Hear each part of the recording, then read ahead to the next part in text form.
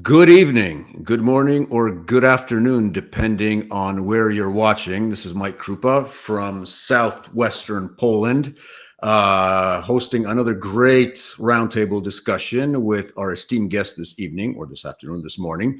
From the United States, we have with us Scott Ritter, who needs no introduction. Scott has been a frequent guest of our show, and we're very happy to see him back.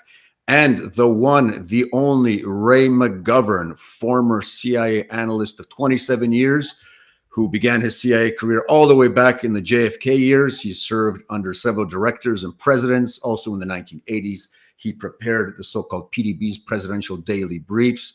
He's an all-around man of the Renaissance, so to say, American patriot, and just a walking encyclopedia on so many issues that are very crucial in terms of the current geopolitical situation and international relations. You can get all the links to Scott's website and his Twitter, as well as Ray's website and Ray's Twitter in our description box. Also, we have first time today an attendance list, which we will be gathering emails so we can create our Votem TV community. We encourage you to click that and subscribe. Gentlemen, we are witnessing currently tumultuous times. You both have seen events of an epochal nature, especially during the time of the Cold War. Ray, you were around during the Cuban Missile Crisis. You saw the Berlin crisis. You both witnessed the fall of the Berlin Wall, the Persian Gulf War. I'm getting the impression, though, that what we've seen in the last few weeks in terms of the coming together of China and Russia are things that are phenomena that somehow even supersede what we saw during the Cold War. So situations and events that'll have ramifications for many, many years to come and for much longer possibly than the Cold War. So I want to begin with Ray. Ray, would you agree that the realignment between China and Russia, which we're witnessing almost on a daily basis, is even bigger than those epochal events that both of you witnessed during the Cold War and after? Well, it's very hard, Mike, to weigh which is more critical, which is more liminal, which is more tectonic. After all, there are a lot of tectonic events. But you know, you're onto something. This is big, all capital, BIG. It's been coming. Russia and China, after very serious difficulties just 50, 60 years ago, are now joined at the hip. There's a virtual military alliance between them. And this has incredible ramifications for what the US does in Ukraine, or what the US tries to do in the South China Sea or the Taiwan Straits. Now, I have a little background in this. I can In imagine. 1963, my first portfolio was Sino-Soviet relations, right? The relationship between Moscow and Beijing. We called it Peking at the time in deference to Chiang Kai-shek, okay? But it was real. They were shooting at each other across the border, for God's sake. China was claiming, it had irredenta. It was claiming half of Siberia that was actually, truly seized by some Russian Cossacks in the 17th century, okay? Like half of Siberia. So there was all a matter of rivalry, including for leadership of the international communist movement. We thought they hated each other. We were right then. We thought they would always hate each other. We were wrong then. We did leave ourselves an out, as intelligence analysts do. And we said, well, now, if more enlightened leadership comes into power in Beijing and in Moscow, this eternal hostility may turn out to be terminal hostility.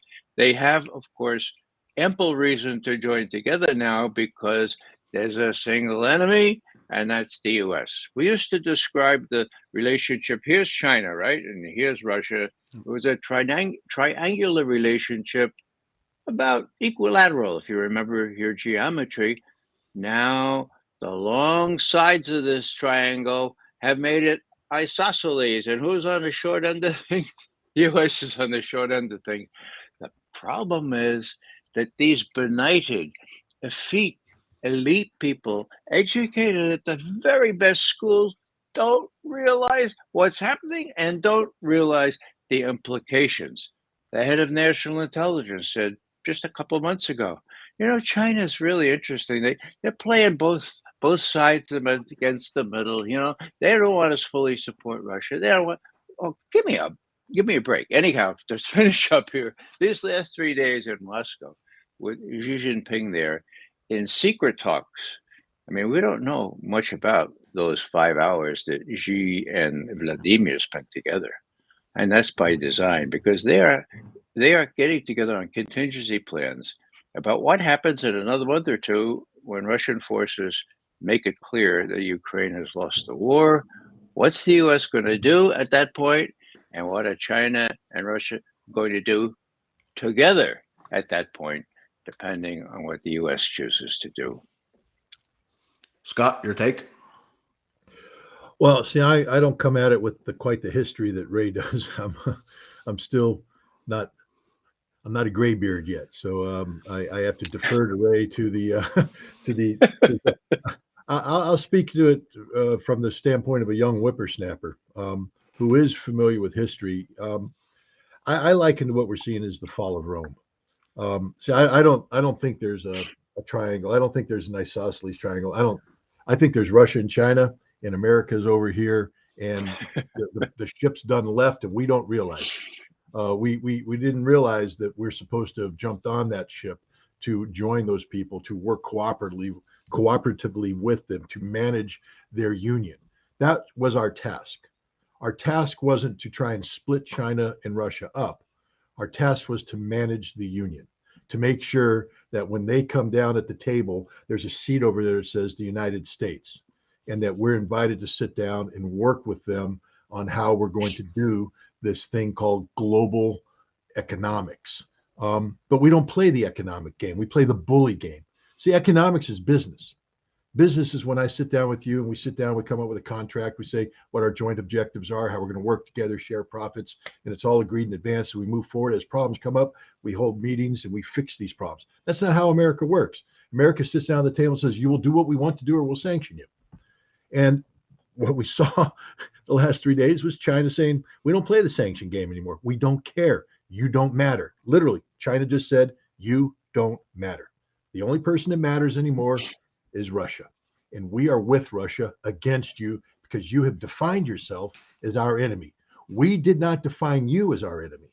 You defined yourself as our enemy. This is a choice that America made. America is the only person to blame here. There's a lot of people out there saying, well, if Russia hadn't done this or if China hadn't done that. No, I'm sorry. It's all America's fault. And the thing is, we don't even realize it yet. Listen to Tony Blinken. I mean, this could be, under any other circumstance, he could be auditioning for a Monty Python skit because he is so far removed from reality when he speaks about China and the world. The same thing with John Kirby. I've never seen a man so lost in the space. He doesn't know what to say. We still have people that say, oh, China went to the Middle East and Saudi Arabia and Iran. Isn't that cute? No, guys, what they did is they just wiped you off the Middle East playing board. I mean, we may have, the Fifth Fleet still in Bahrain, but it isn't there to secure Saudi Arabia anymore. That mission is gone. Saudi Arabia doesn't care. Saudi Arabia's picked the other team. They used to have Team America on their shirt. That shirt's gone. They got Team China on their shirt right now. That's the direction they're heading. That's the direction almost the entire world's heading. And I will make the following prediction. Europe, as it starts to wake up to how awful we have been, how awful. Now, maybe the Poles haven't quite woken up to that because they're still infected with some sort of resurrection of the miracle of the Vistula, where somehow the heavens are going to open up and the angels are going to come down on horses and the Poles are going to be right out and take Western Ukraine. The Hussars, Scott, the Hussars. Yeah, the Hussars. They're there. Okay, well, so the Poles are still snorting whatever they're snorting. But the rest of Europe is sitting there going, this sucks. Our economy is shot, literally shot. And it's not even the worst yet. At least the Germans are starting to wake up and they're going, whoa, we dodged a bullet this year with this mild winter. But next winter, it doesn't matter what the temperatures are. We're out of gas. We're out of everything. We got nothing. So they're already telling their citizens, hey, tighten your belts for next winter. That's not a good sign. And that's especially not a good sign when industries are shutting down their doors because they can't afford to stay open. Europe's going to wake up one day and go, this relationship with America has been the worst thing in the world.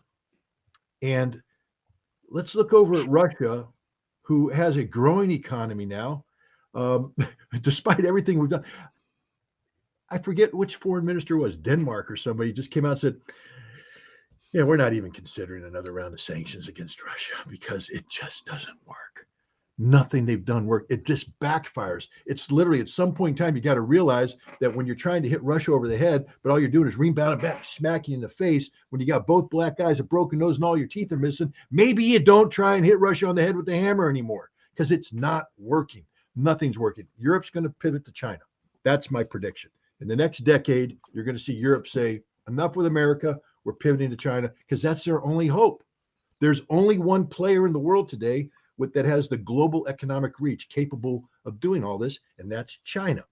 And they've now made alliance with Russia. They have done that which we have said we never want to happen. Go back to Nixon goes to China. The whole idea was to split the two apart. And yet we've screwed that relation up every step of the way. We've never respected the Chinese for who they are and what they are. We only want the Chinese to be our whipping boy, our little poodle, to do what we told, our little trick dog. And the Chinese went, nah, we've done grown up. We ain't living in your basement. We're out in the world. Not only that, mom and dad, our paycheck's bigger than yours. And that's the reality, that we're looking at the fall of Rome. America is Rome, and it is falling. The fall of Rome didn't happen overnight. It was a process. But let me just be very straight about this. The American empire is dead. Now we're just waiting for the body to fall. Scott, you touched upon Richard Nixon. Now, Richard Nixon was a very prolific writer up until his death in was it April 1994? We're coming up on the anniversary soon. Ray, you had some intimate dealings with the Nixon administration in terms of the treaty that was signed to Soviets in '72. I mean, looking at the trajectory of American politics right now, you know, the people who claim to be an elite in foreign policy circles, I have to ask you the question that's written on a coffee mug I have downstairs. I'm not drinking from it now, but the question is, I mean, what would Nixon do? I mean, he forged a relationship with China that was strategic in the sense that it had its internal logic. What do you think would be Nixon's reaction today if you were around seeing that, you know, the American Secretary of State is calling off a meeting with the Chinese due to a weather balloon flying over the United States? Well, I have to start off by saying, Mike, that Richard Nixon is not my favorite president. That said, his strategic outreach to China was one of these tectonic shifts in the world balance of power. Now, I mentioned my experience with the Sino-Soviet conflict and reporting on it, being the responsible analyst for that. We told Kissinger, we told him that the Russians hated the Chinese, and the Chinese reciprocated to the extent that they blocked the provision of military aid through China to Vietnam, for God's sake. I mean, they're all socialists, they all have these common aims. There's only one communist regime engaged against the arch-imperialist America, that's Vietnam. And rather than facilitate more arms aid to Vietnam, the Chinese were hating the Russians so much, they backed up all that aid at the border. They canceled flights from Vladivostok down to North Vietnam. So that was just one measure of the antipathy there. Now, I mentioned to you that we mentioned in this series of articles for Kissinger that it's not going to be forever, probably. They hate each other, maybe forever, but it was already starting to see signs of more reasonable outlook on the part of Zhou Enlai and others, okay? And so he said, if this responsible leadership comes in, and by sending Kissinger to Beijing in 1971, you have made the Russians very, very worried. What are they worried about? They're worried about this triangular thing. They're worried that the Chinese are going to steal a march in improving relationships with you in Washington. The Russians are going to move. They're going to be more pliable. Now, Well, we right. Well, we got a really nice commendation from Kissinger. That's the first time that our views tended to coincide with Kissinger's.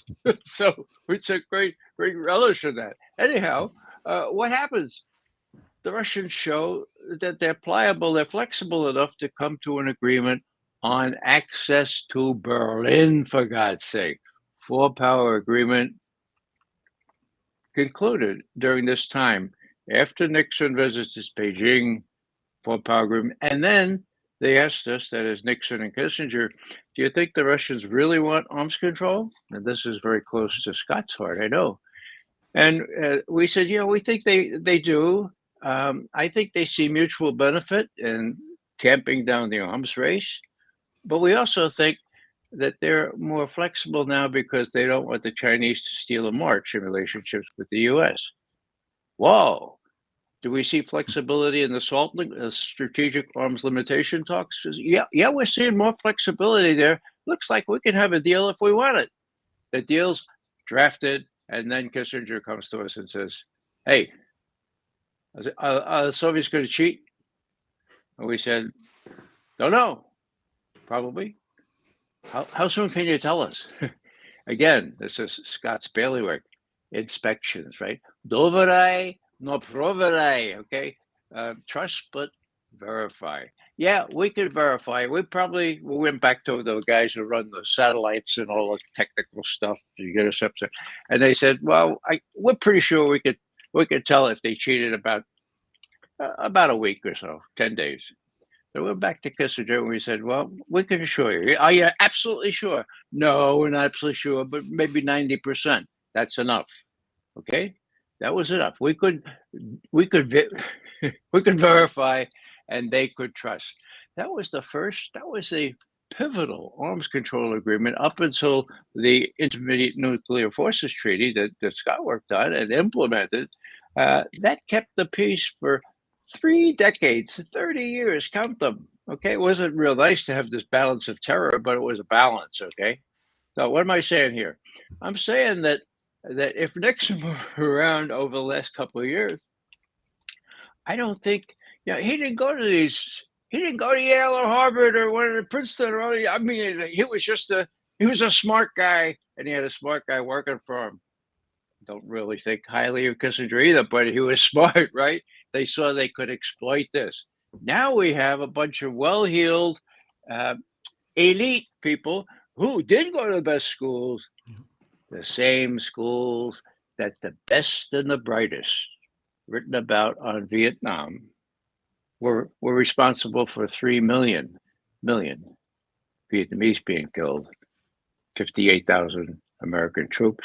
So the best and the brightest is not where you want to go for this. You want somebody who knows about realpolitik and somebody that doesn't really threaten a two-front war without the ability to even fight one front. Okay, I'll leave it at that. But Putin has said some very significant things about why the U.S. would be taking on China as well as Russia. Well, I think we need more politicians then from poor lemon ranches, at least poor before they find oil on them, as Richard Nixon used to say. Scott, you were around in the latter part of the Cold War, but I think even during your time when you had the negotiations leading up to the INF Treaty, I mean, you have George Shultz. I mean, we just have a new biography coming out, very praiseworthy of the way he conducted himself in foreign policy. I'm pretty sure you're seeing the same difference between people who are grounded in realpolitik, or at least a larger amount of these people during the Cold War than literally the stuff that we have to deal with today in DC, which I'm pretty sure if that realist mindset was still around in Washington, that triangle that Ray alluded to at the beginning of our discussion would have been definitely more equal. Your thoughts? When I look at people like Tony Blinken, and I have to just be straight up, I don't like him. I don't respect him. I have no use for the man whatsoever. It's an embarrassment what he's doing. Jake Sullivan, 0 qualifications for the job whatsoever. He's a communications specialist. He's not a national security specialist. He's a man who does propaganda for Hillary Clinton. He shouldn't be anywhere near the White House, anywhere near the where balance of power. And then we got Joe Biden, who's been literally wrong on everything. it's been out there on the internet. Everybody should be familiar with the 1997 presentation that Biden made to the Atlantic Council, where he mocks the Russians. He mocks them for saying, if you guys don't make good with us, we may go to the Chinese. And he says, well, tell me how your senior year went. I'm Joe Biden. I'm so clever. And he said, and what? Then you're going to go to the Iranians. Hey, Joe. That's perfect. Yeah. And senior year was pretty good. I mean, these guys had a great spring vacation. They've graduated. They all got great jobs, and you're unemployed. Figuratively speaking. Look, we've always had idiots, though, advising presidents. I mean, look, the fact of the matter is, and I share Ray's mixed feelings about Henry Kissinger. I think the man is evil personified. I think a lot of the people that came out of the elite schools in the aftermath of the Second World War had a sense of entitlement that allowed them to do things in the name of the greater good, regardless of the cost. And that was, Kissinger's mindset. He's doing it for the greater good. Of course, the greater good is America, the manifest, the nation that has been touched by God. That's what manifest destiny is. We've been touched by God to do God's work. And these people did it, and they believed in it.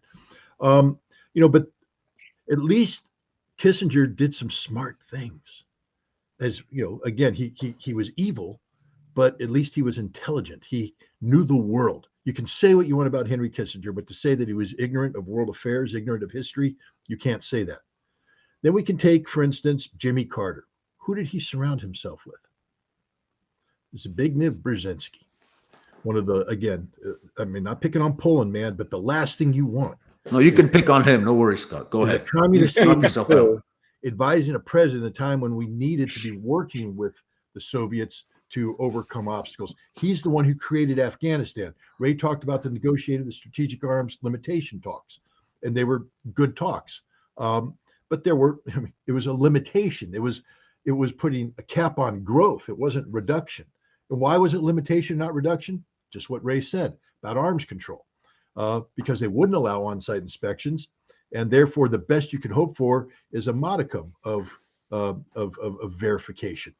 Satellites are only so good. In 1984, 82, 84, the CIA was asked about on-site inspections, and they said, no, we're not ready for those yet. They said, well, what do you need to make satellites as good as inspections? And they put out their requirements. It's a very classified document at the time. Fact is, one of the most sensitive documents out there because it gave away what we didn't know. But at that point in time, they said, we need X, Y, and Z. And to this day, we're still trying to get some of those satellites capable of doing what they said, because it's almost impossible. It was okay. Ray, you remember the SS-16? The road mobile missile that Salt is going to go away with? Well, the Soviets weren't supposed to produce it. We found out they were. We found out they were cheating. We found out they had a couple regiments of SS-16s in Plesetsk.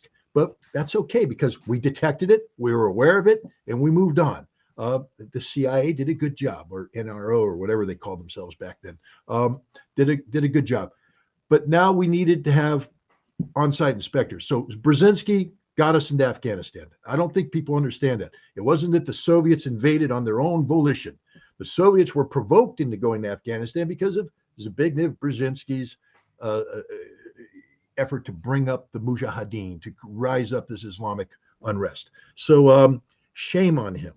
Then, Jimmy Carter is the guy who started with the stupid people. Kissinger was just evil. Carter's the guy that started with the stupid people.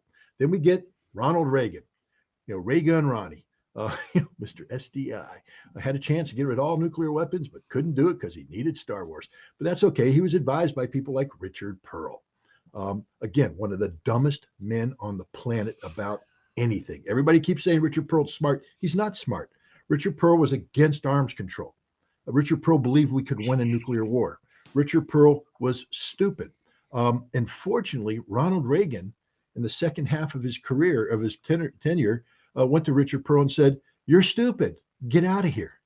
And we're doing the INF treaty because Ronald Reagan had an epiphany. I think it happened when he got shot. And he was in bed and he realized, I'm mortal and world could come to an end. And then while he was there recovering, ABC played this thing called The Day After, a movie. And he watched the movie and he went, whoa, that's about nuclear war. And he turned to his guys and said, is it that going to be that bad? And they went, Yeah, that's made for TV, man. That's good. It would be so much worse than what that is. This is supposed to be TV, so people have to have hope. You can't show what reality would be. And he went, well, we can't have that. That's insane. And that's why he did the INF treaty, and that's why he sat down with Gorbachev and said we have to reduce, and that requires on-site inspectors, and that's where yours truly came in, and other people who are far more qualified than me came in and did that job. But then we didn't learn our lesson. I mean, here's a chance. That was the opportunity for smart people to rally around the president. And I think Ronald Reagan had a team at the end. James Baker, good people, smart people, intelligent people, making the right call. And then George Herbert Walker Bush comes in. And, George Herbert Walker Bush just didn't believe the lessons of Ronald Reagan. George Herbert Walker Bush was still in the Cold War. He didn't trust the Soviets. He didn't trust Gorbachev. He dragged his feet. He allowed perestroika to collapse. And at the end result is we fumbled that football. We lost the Soviet Union. And then Bill Clinton came in and literally surrounded himself with the dumbest people in the world, the worst advisors in the world. We mismanaged the Soviet problem like you wouldn't believe. And this created, and we mismanaged China. Bill Clinton mismanaged the world. He didn't do anything right. Nothing. I mean, I know him personally because of what he did in Iraq, but I also know him sort of directly because I was involved in the Russia problem. But I also see what he did with Europe, and I see what he did with China. He was one of the worst foreign policy presidents in the history of the United States, and then he turned it over to the worst foreign policy president in the history of the United States, George W. Bush, who surrounded himself with all the losers that Ronald Reagan fired. And these people come in, and the world, we had presidents who have been, Barack Obama surrounded himself with idiots. Donald Trump brought back even, John Bolton, Mike Pompeo. You got to be kidding me. And now we got Joe Biden. It's not the quality of the education. It's the fact that America can't produce leaders anymore.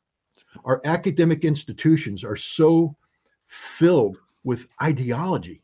That's the last place you want ideology is in an academic institution. An academic institution should be about free thinking. I don't care if somebody wants to write a paper that Vladimir Putin is, should be sainted. Please make that argument. Make the argument. You're in college to learn. You're not here to be indoctrinated. I want you to say this, that, and then we challenge you. We talk about it. And maybe at the end you go, maybe he shouldn't be sainted. Or you convince us all that it should be Saint Vladimir, whatever. That's the process. But now you come to university and your professors say, you have to do this. They build a box and your thoughts have to be in this box. And God forbid your box comes out of this, your thought comes out of this, you'll be failed. You're not allowed to think. You're not allowed to explore. You can say what you want about the 60s. I wasn't an adult then, Ray. You were free love, marijuana, whatever they were doing. But they were thinking. They put on their thinking caps. They were thinking back then. The conclusions that they came to, you might not agree with, but at least there was a process. Today, you go to university, especially an elite one, Georgetown, Stanford, Harvard, Yale, and you come out and your degree is going to be what they say your degree is going to be, and your diploma is going to be what they say it's going to be. And if you go into an advanced degree, your thesis is going to be what they say it's going to be. You're not allowed to challenge the system anymore. The moment you challenge the system, you are called not only a dissenter, but you're a traitor. You've sold out to the enemy. You're a shill, whatever. And then you're done. You can't get a job. In order to get that job, get into corporate America, get in the government, you got to play the game. That's why, and I'll leave it with this. That's why I deride all the people that advise the presidents today as Putin whisperers, fakes. They're like the people who claim to be horse whisperers. I can calm a horse down by whispering its ear. Horse is calm now. It's magic. Okay, they're the Putin whisperers. You're worried about Russia? Putin, Putin, Putin, Putin, Putin, Putin, Putin. And oh my God, it solved everything. Putin did everything. Yeah, they're idiots. They're morons. They know nothing about Russia. They know nothing about Putin, but they all went to the same kind of institutions and they all got the same degrees. Authoritarian dictatorship. That's it. They don't think. They don't know Russia. Nothing. Stupid people doing stupid things. I apologize for going on for too long. Ray. No, hallelujah. That's the truth. I think it was Peter Hitchens who recently said that at contemporary Western universities, and this pertains to Russia, I think in a huge degree, they don't teach you how to think. They teach you what to think. So there's, this impression at the very beginning that we already know that Vladimir Putin is evil, and the rest are just details. But that you have to accept that barrier in order to, advance in Russian studies or so on. It's the same situation in Poland. There's no debate about it. I mean, if you're the heretic who says, wait a minute, I think we should think this through. It's like, oh, you're a Putin stooge. You're dangerous. I think we should think about relegating you and basically canceling you. But going back to the China-Russia issue, just one more question on this rapprochement, because there's a lot of cynics out there, and they're present in Polish, Western, American media, who say, yeah, the Russians and the Chinese are getting together. Sure, they have to do it, flex their muscles. They're going to be stronger together. But at the end of the day, we know this is a sort of, if you're familiar with Tom Clancy's writing, the bear and the dragon scenario, where Putin is at the end of the day the junior partner to Xi Jinping. And he knows it. He's suffering under the weight of the great leader. So all we have to do is sort of wait it out. We'll make a deal with Xi Jinping, and Putin will suffer at the end of the day because he knows he's the junior partner. Ray, what do you have to say to that? Well, the Germans would say that's Quatsch. The Russians have a different word for it.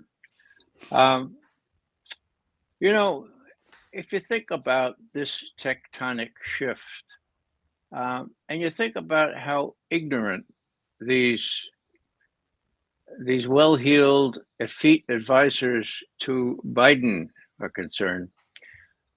When Biden, on the spur of the moment, during a conversation with Putin, said, "Let's get together. This Ukraine thing is worrying me. Let's get together. I like one-on-one." And so they agreed to meet on June 16th in Geneva.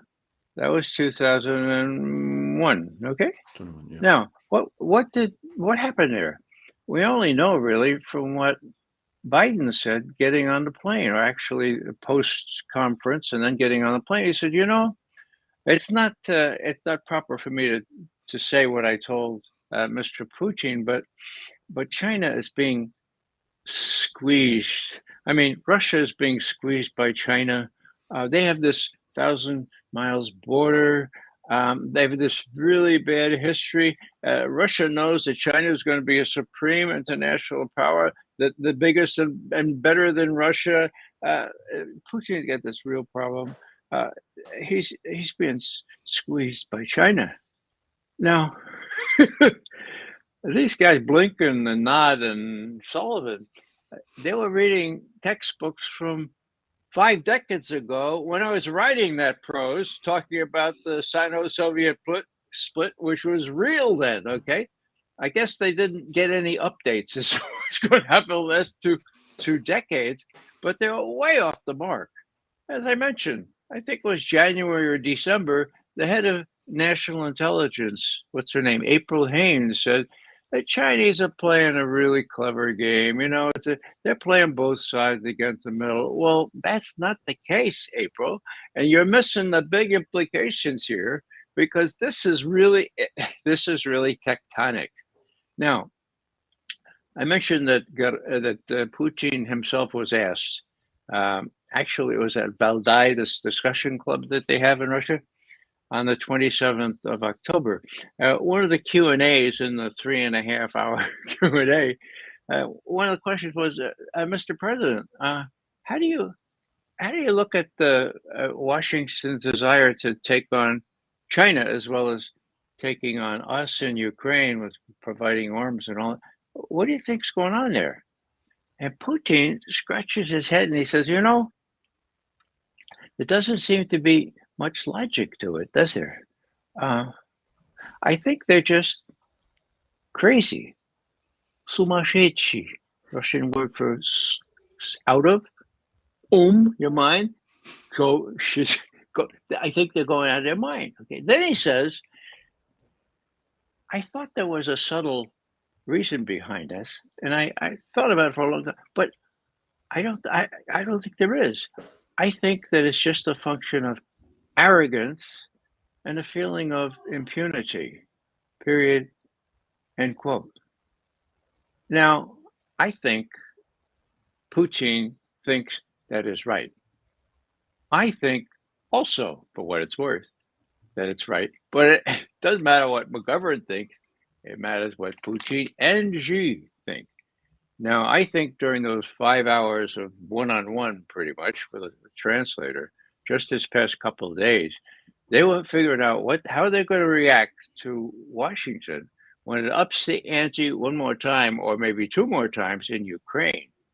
What are they going to do? What's she going to do to support Putin if he goes all the way up to the Dnieper and farther west? Okay, well, if the Americans react as these idiots,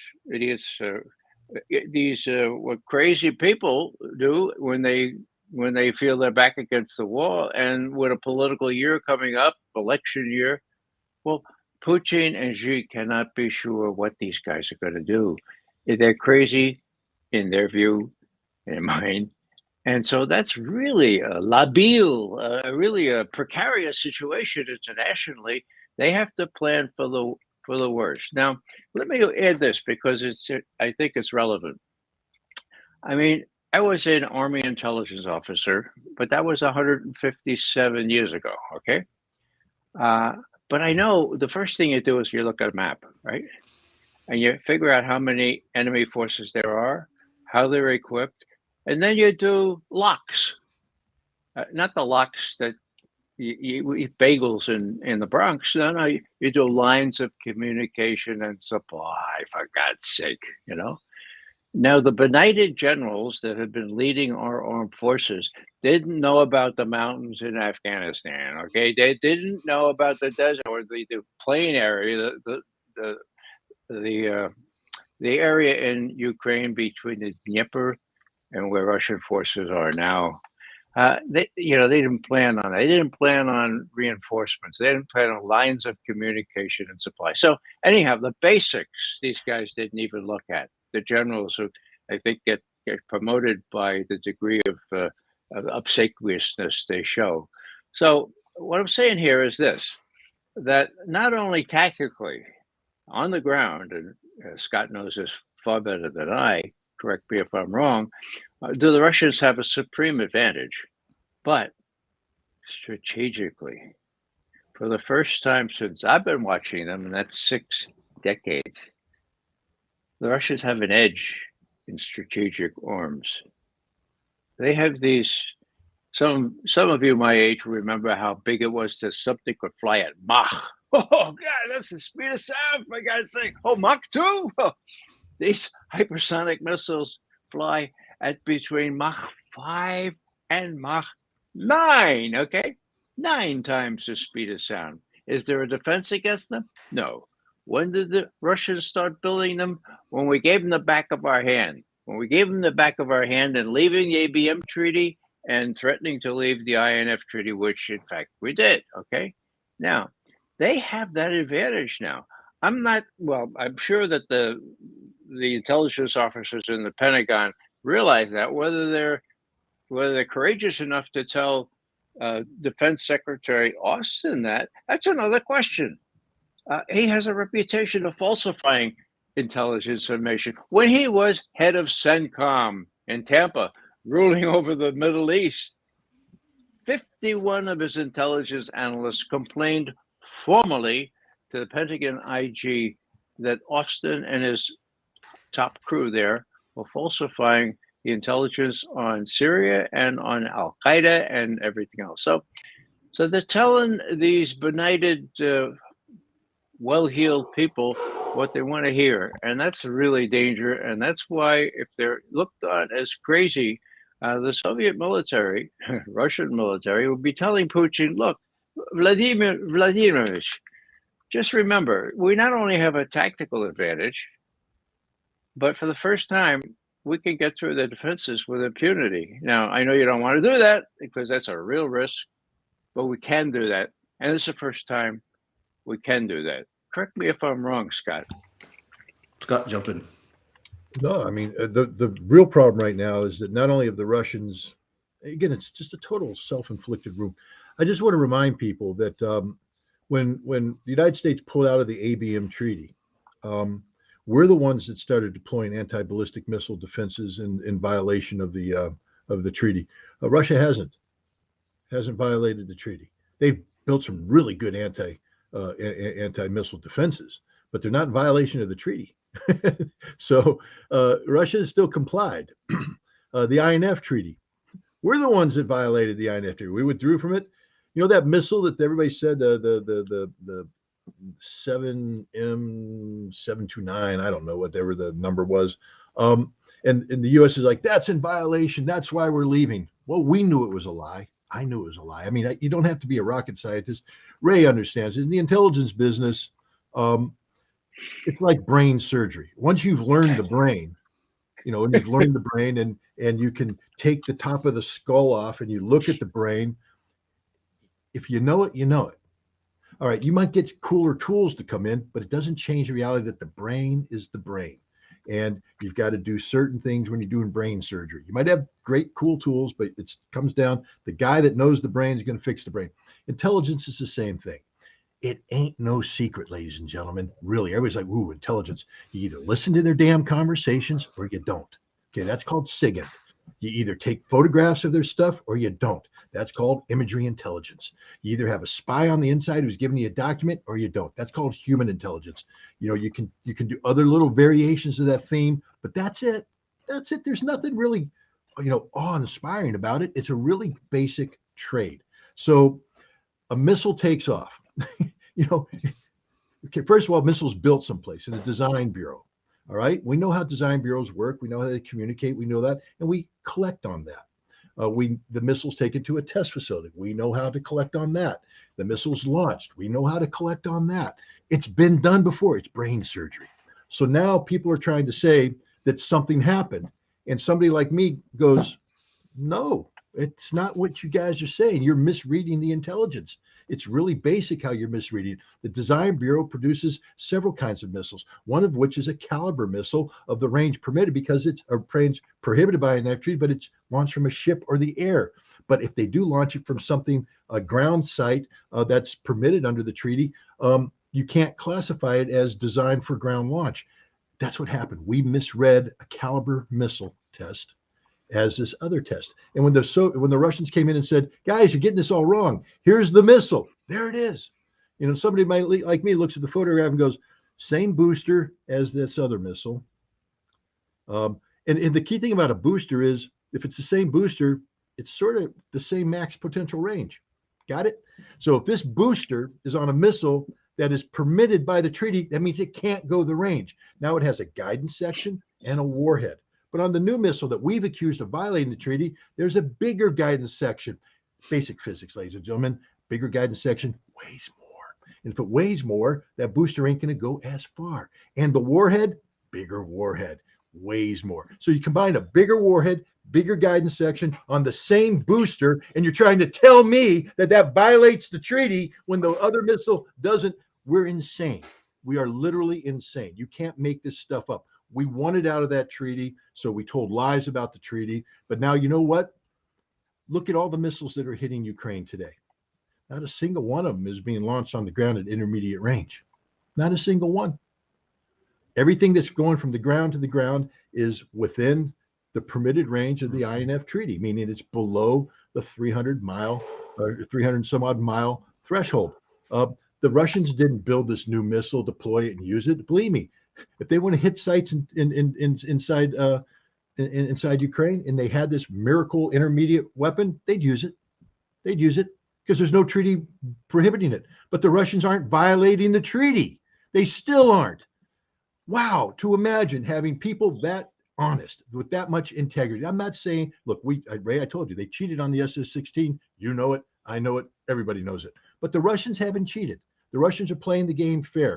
The Russians are doing what they're supposed to do. We're the ones that are violating everything. We're the ones that represent the greatest threat to international peace and security. And the Chinese have finally broken the code. There was a period of time, and Ray, correct me if I'm wrong, February 2021, when Putin met with Xi Jinping in Beijing at the head of the Beijing Olympics. If Joe Biden had traveled to Beijing, would that have changed the dynamic of that meeting?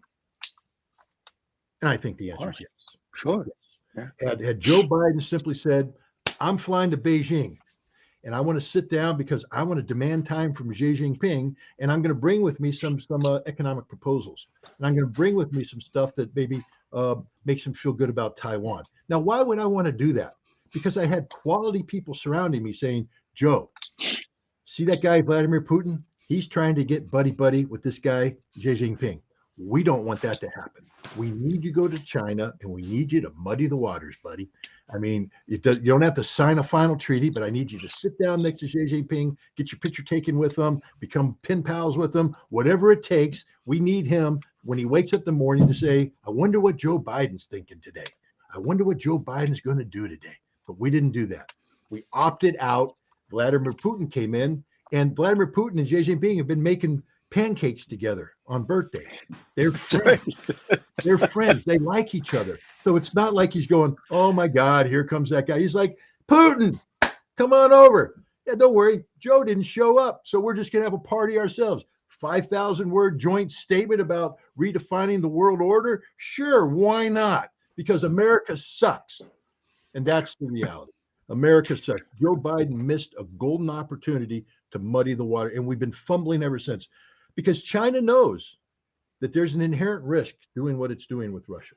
China understands that that's not the natural course of direction, that this is something that's being compelled by outside powers. But China has been given no other option. None. There's no off-ramp. There's no plan B, plan C. There's only plan A, which is to go to Russia. And what happened the last 3 days? China just said, we're all in. They're not holding any chips back. They're not going, I don't know, man. Maybe something's going to happen here. Maybe they're going to, somebody's going to pull an inside straight. I don't know. China just went, screw it. Bam, all in, all chips on the table. Russia, America, you're out of the game. And it's a game changer. It's literally the fall of Rome. I fully agree. As a matter of fact, when we talked about the elites in the States during the Cold War and how they assessed the situation, how the people were of a much different caliber than they are today, it's interesting because we had the same situation in the Polish People's Republic at the time. Because if you recall, the back channel diplomacy between the States and China leading up to the meeting with the leaders of Nixon, China, happened in Warsaw. Exactly. Mm-hmm. So our, foreign policy school at the time was a completely different show than what it is today, basically subordinate to the United States State Department and possibly the American Enterprise Institute. So we're seeing the same methodology and the same sequences also in Poland, unfortunately. But going back to Russia and its stance towards NATO, because there was some recent reporting in Consortium News, and this is related to some of the documents that have been declassified from the British side recently. And this is being used for the many pro-NATO advocates as proof that, Russia wasn't really against NATO from the beginning, because as these documents show, Boris Yeltsin said, I have nothing against NATO expansion as long as we do it slowly and you take our interests into account. Well, at the same time, in those same documents, we have statements from former Premier Chernomyrdin, who told John Major that, you got to take it easy with this NATO expansion. You have to understand who Boris Yeltsin is, because this could basically become an explosive situation in the future. So he was basically echoing what, George Kennan would write in that famous op-ed in '98, or in the interview with, Thomas Friedman on the New York Times. But a lot of people are coming out and saying, no, there was discussion about NATO expansion in Russia. You can't say they were against it from the beginning. Ray, what's your take to such line of argumentation? Are we to take them at their word that indeed there was such a big division in Russia, that there was a big enough segment of the Russian political class that had nothing against NATO expansion, that it was only Putin who created this, this argument to use against the West, which in essence, in their view, is a fake argument? When Yeltsin took power, the oligarchs rubbed their hands. The oligarchs in Russia, the oligarchs in Ukraine, the oligarchs in America. The Wall Street boys came in big time. They plundered the Russian economy. Why? Partly because Yeltsin was a drunk. He had this megalomania. He had these great big thoughts about how he was going to prevail with the slippery guys like Bill Clinton. Okay. Now, to his credit, Yeltsin realized that when push came to shove, would win the next election for him, which we did. I mean, there's a picture of Time magazine with Yeltsin on there. He's got an American flag. He's got all this money and the headline says, "We did it for Yeltsin. He's got 4 more years," or something like that. So that's Yeltsin, a drunk. There were hangers on and there were oligarchs, but people like Putin were watching this and saying, "My God, this guy is frittering away our heritage.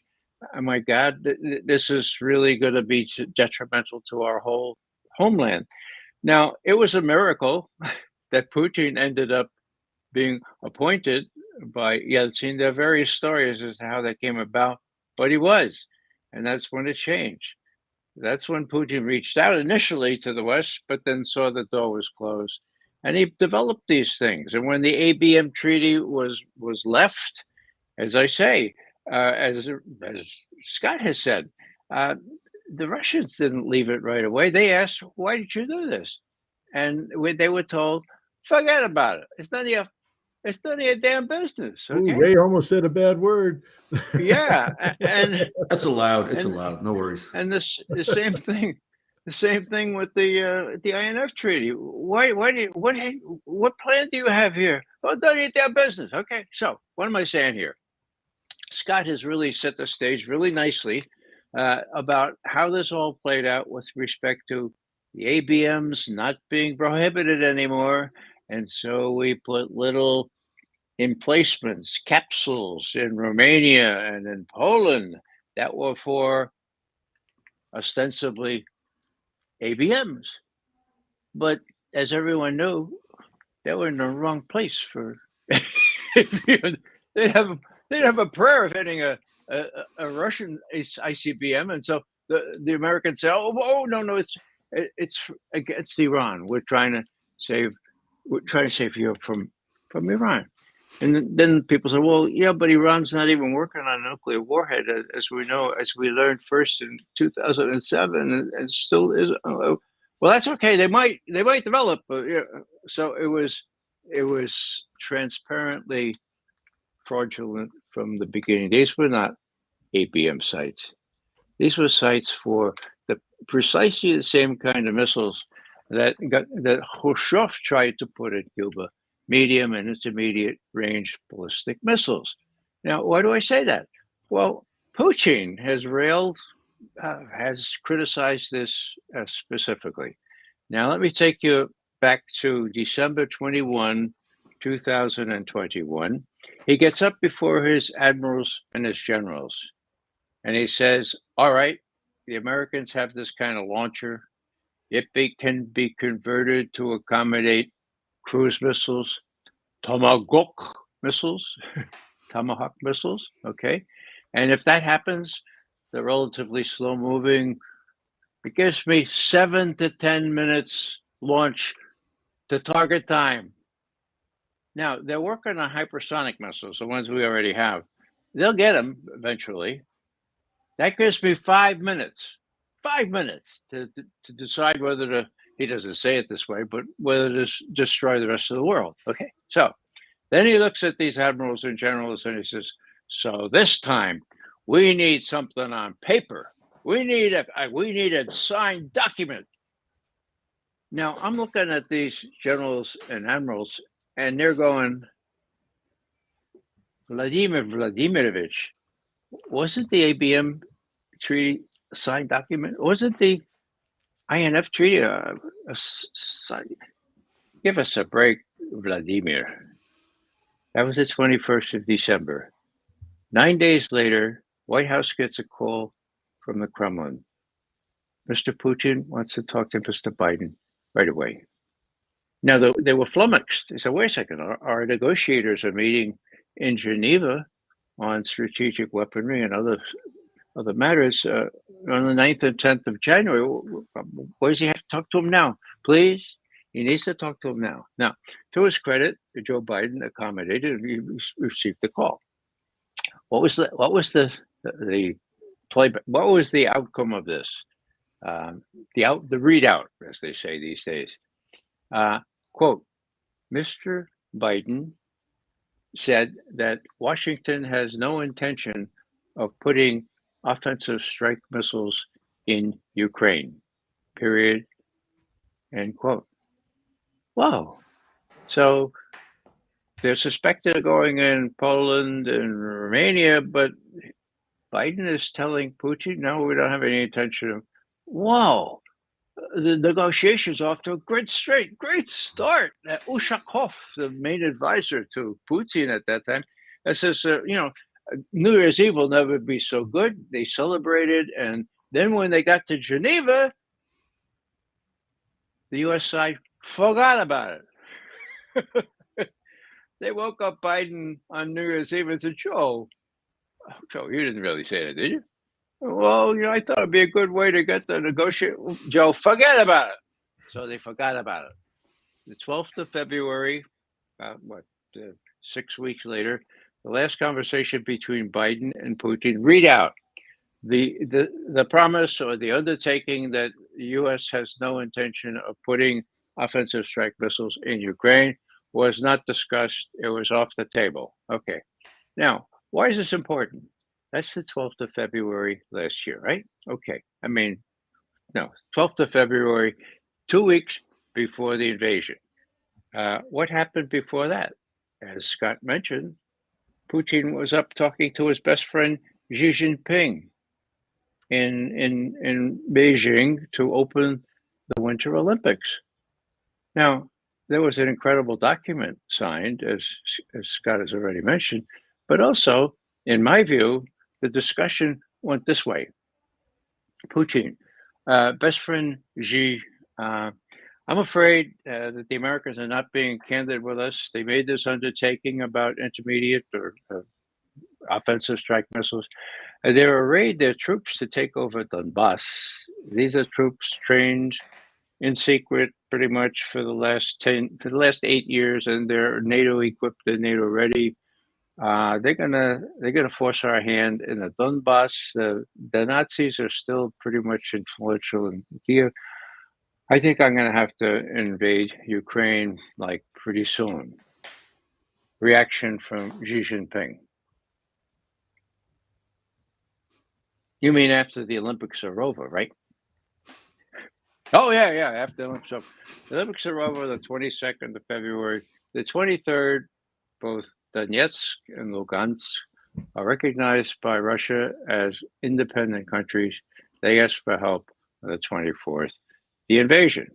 Now, I'm not sure that's the way it went down, but I still think that Putin would not have done that had he not had Xi's nihil obstat, or at least Xi's saying, okay, if you have to do it. And this violated the core Chinese principle, for God's sake, of non-interference in others' affairs, sovereignty, this whole thing. In other words, Xi gave Putin a waiver on Westphalia and supported him from the outset. So all this benighted thinking, no, China's playing both ends against the middle. Oh, China's been very careful. No. China's joined at the hip with Russia now. And that's the overweening, that's the overriding reality in the new strategic equation, what the old Soviets used to call the correlation of forces internationally. The correlation of forces has changed against the U.S. Just a matter of time before not the ruble becomes rubble, but that the dollar becomes rubble. So, Scott, it would seem that NATO expansion was a topic of opposition, at least among sober-minded Russians in the 90s, and that Yeltsin wasn't the voice of sanity that represented the real public opinion or the Siloviki, the people who were actually in power in Russia and who were determined to keep the Russian state intact. Let's just remember that Boris Yeltsin was, if you go back and look at his rise to power during the Soviet times, Mr. Moscow mayor, popular guy.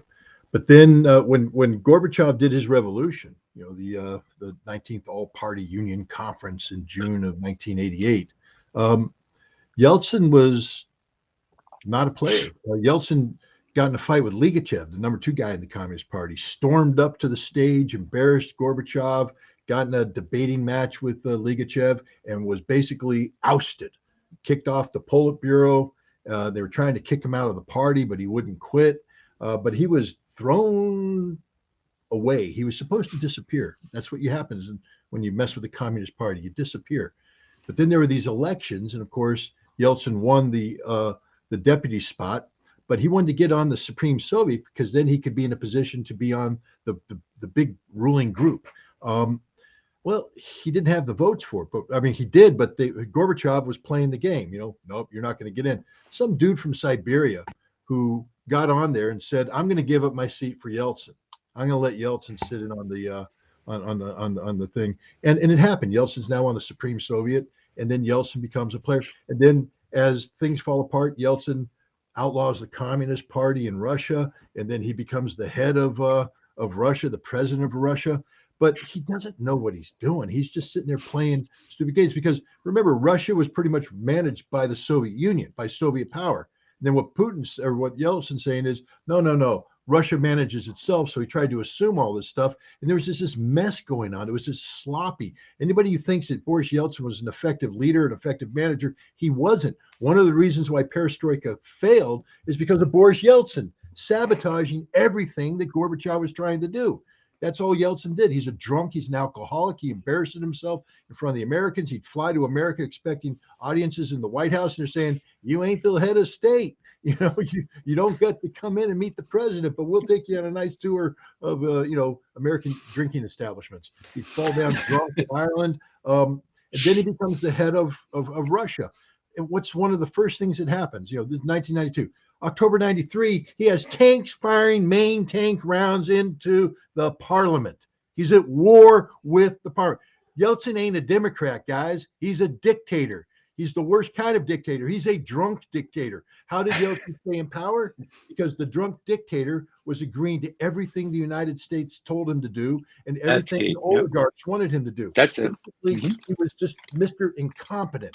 And so now, he has sold his soul. So Yeltsin's job is to say yes to whatever they want to do. And so someone comes up and goes, "Hey, Boris, baby, have a sip of vodka, buddy. Dobre Utra, comrade. How's that vodka taste? Good? Want another one? Hey, NATO.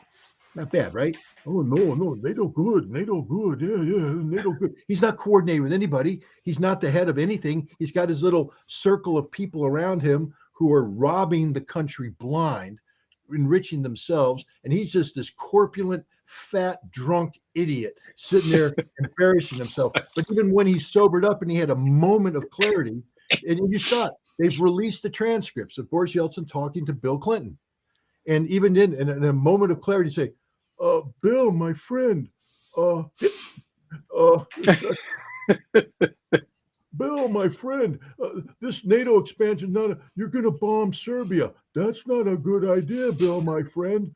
And Bill, his friend, went, "Yeah, Boris, have another sip, buddy. Yeah, we're going to bomb Serbia. NATO expansion, yeah, we're going to do that too. Friendship, yeah, I like you, pal, but it's America. Hey, Boris thinks we're his friend."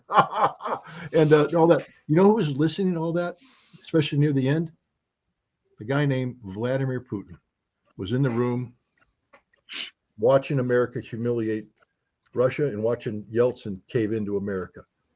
And everybody else is in the room doing the same. The people that aren't making money, the people who care about the power, people denigrate the KGB or the FSB back then. Well, for the most part, there were some corrupt guys. Don't get me wrong. Everybody's corrupt. For the most part, they were patriots who sat there and went, "We're not happy about any of this." And so when Putin finally becomes president, I call him the accidental president. He was picked in the end because Yeltsin had a moment of clarity and he looked around him and there was nothing but he realized he was on his way out. He couldn't govern anymore, totally ineffective. And he looked around and he said, "I'm surrounded by wolves. Even my family members are wolves. Nobody's on my side. Nobody's on Team Yeltsin anymore. They're waiting for Yeltsin to go and they're going to come in and they're going to carve everything up. And oh my God, what have I done? What have I done?" He even said that in his final speech. "What have I done? I have made many mistakes." He finally realized it. And the only person in his inner circle who wasn't there with the knife coming out is a guy named Vladimir Putin. He went to Putin and said, "I want you to be president." Putin went, "No, I don't want to be president. It's not the job I want. I'm not ready for it." And he went, "Yeah, but that's why you're going to be it, because all these people around here, they want the job and none of them are ready for it." So Putin came in and the first thing he did is he purged. He said, And he brought in the people he trusts. They're like, he brought in the KGB. Well, they were the only ones who weren't taking bribes at the time. They were the ones that he could trust. He needed people that weren't taking money, who weren't in bed with the oligarchs, because he went to war against the oligarchs. The first thing he told the oligarchs is, okay, you get to continue to make money until I figure out how we can share the wealth, but don't get involved in politics. Politics is my game. And who's that one guy, Kolmogortsov or whatever his name is, thought he was Mr. Yukos? You know, he's like, hey, I'm going to make billions of dollars on this. And Putin, you're an idiot. You're a putz. You're going to be out of here. I'm going to challenge you. I'm going to do it. What? I'm under arrest. You just took Yukos away from me. You dissolved Yukos. I'm going to jail. Yeah, that's what you do when you mess with a guy who actually cares about his country. And Vladimir Putin, and I'm not going to say here for all his faults, because I don't find too many faults with the man that resurrected Russia from the cesspool that Yeltsin created into what it is today. I'm not going to find too many faults in that guy. And if I'm a Russian, I think he's the best thing that happened to Russia ever. He saved Russia. If it weren't for him, if the wolves had come in on Yeltsin, Russia wouldn't exist today as it currently exists. Because the goal of the United States wasn't just to expand NATO. Why are we expanding NATO? Because we want to weaken Russia. We want to collapse Russia. Everybody talks about the Chechen wars. Oh, those Russians and what they did with the Chechens. They never talk about what we were doing with the Chechens. Why we were doing it with the Chechens. Why were we supporting the Chechens? Why were you giving them money? Why were we facilitating the transfer of Wahhabist ideology and outside actors into it? Because we wanted the Chechens to break away from Russia. And if that happened, you begin a process where the other autonomous republics start to break away, and then Russia dissolves. And now we have, instead of one big Russian Federation, we have a whole bunch of little pieces that we can better manage, better control, because that's what it was all about. Controlling Russia so that we could destroy them politically and exploit them economically. And the one guy that said no, his name is Vladimir Putin. And we have been at war with that man ever since, because we can't stand the fact that a Russian patriot stood up for Russia, defended Russia, and actually helped Russia succeed. Gentlemen, we're going for an hour. I want to throw in at least 2 or 3 more questions. Thank you for your time, by the way. But Scott, you mentioned Chechnya in the late 90s. If I recall, I mean, I was a squirt then, but I did my history reading towards my PhD dissertation. There was a committee for a free Caucasus, I believe, running around in Washington, which is basically a who's list of all the other people who would, a few years later promote the Iraq Liberation Project and so on. So the crystals. So we know what was going on there. Bob Gates, in his memoirs, if I'm not mistaken, mentions the fact that Dick Cheney, I think it was in 89 or 90, was, talking openly about, well, not openly, not in public, but in the White House at meetings about breaking Russia up. It's out there. You're getting this from Bob Gates. And Ray, if I'm not mistaken, I think you worked, or Bob Gates actually worked for you for some time. So that plan was out there for sure. And why'd you have to mention that, Mike? Well, okay. I mean, I didn't train him real good. I'm sorry. I think it was the latter. I tried to pin him down. I told him he was too ambitious, but he was really clever, and he wormed his way up to the top and became my boss after a while. So no, I didn't mean to interrupt, but you. No, that's all right. No, how life works, but yeah, it's you're seeing the same people, and going back to Yeltsin. In those documents that were revealed from the UK side, there's an interesting account of how Yeltsin is talking with Polish President-elect Wałęsa, and Wałęsa tells him, we're thinking about joining NATO. We want to get your view on this, or we're announcing it to you, rather. And Yeltsin says, yeah, that's fine with me. And even elect Wałęsa was shocked. I mean, oh, really? You have no objection? No, we're good. Wałęsa apparently relayed that to his British counterparts later, and they were even shocked that, wait a minute, we were expecting a totally different Russian response. So you had the expectation that the natural Russian response was not to have a military bloc moving towards Russia's borders. So I completely agree with you, gents, that Yeltsin was the exception, not the rule. And the exception basically came down to the clear bottle of Beluga, unfortunately, or anything else he was drinking, if it was vodka. Going back to some of the people involved with the Caucasus, Iraq, and now Russia.